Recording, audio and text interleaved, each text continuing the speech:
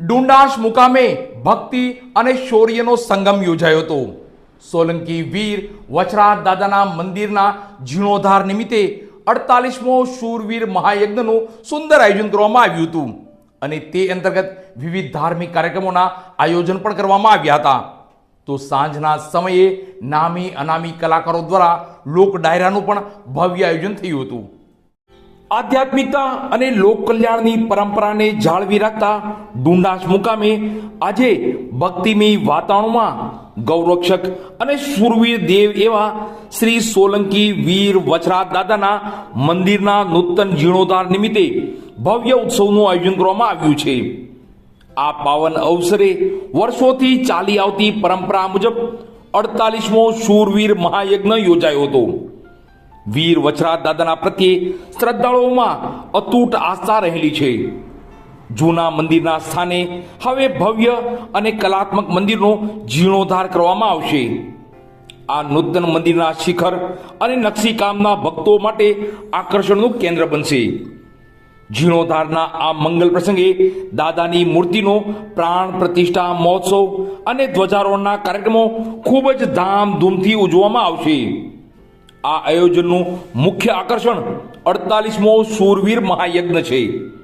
છેલ્લા પોણા 5 દાયકાથી સતત યોજાતો આ યજ્ઞ સમગ્ર વિસ્તારની સુખ શાંતિ અને સમૃદ્ધિ માટે કરવામાં આવે છે।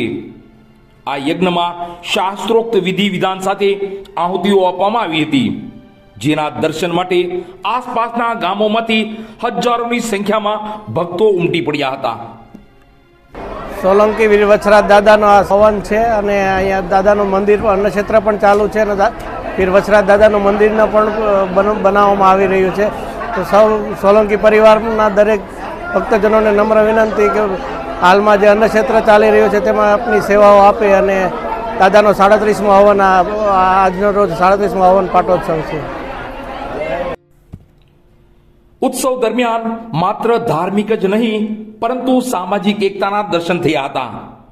રાત્રિના લોક ડાયરો પણ યોજાયો હતો, જેમાં નામાંકિત કલાકારો દ્વારા વીર વચરાજ દાદાની શૌર્ય ગાથા અને ભજનોની રમઝટ બોલવામાં આવી હતી। પ્રસંગના દિવસે તમામ શ્રદ્ધાળુઓ માટે ભવ્ય મહાપ્રસાદનું સુંદર આયોજન કરવામાં આવ્યું હતું।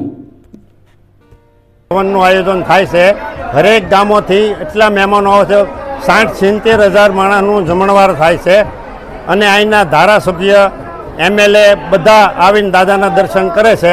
અમારા મનીષભાઈ રાજકોટથી આવે છે અને અહીંયા એનો સેવા બહુ મોટી છે અને હંમેશા સેવા કરતા આવે છે 37 વર્ષથી।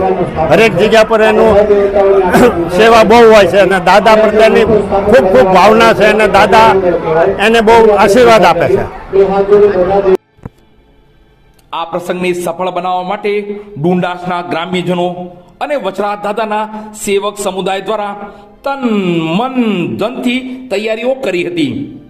મંદિર સમિતિના સભ્યોએ જણાવ્યું હતું કે આ જીર્ણોદ્ધાર માત્ર ઈંટો અને પથ્થરનું કામ નથી, પરંતુ લોકોની આસ્થાનું પ્રતીક છે।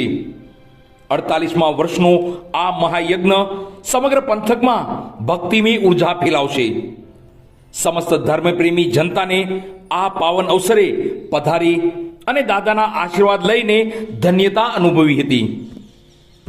48 વર્ષથી દાદાનો યજ્ઞ થાય છે વચરાજ સોલંકીના દાદાને, જે ધામધૂમથી ઉજવવામાં આવે છે। વૈશાખ સુદ 6ને દિવસે દાદાનો મહાયજ્ઞ કરવામાં આવે છે ડુંડાશ મુકામમાં।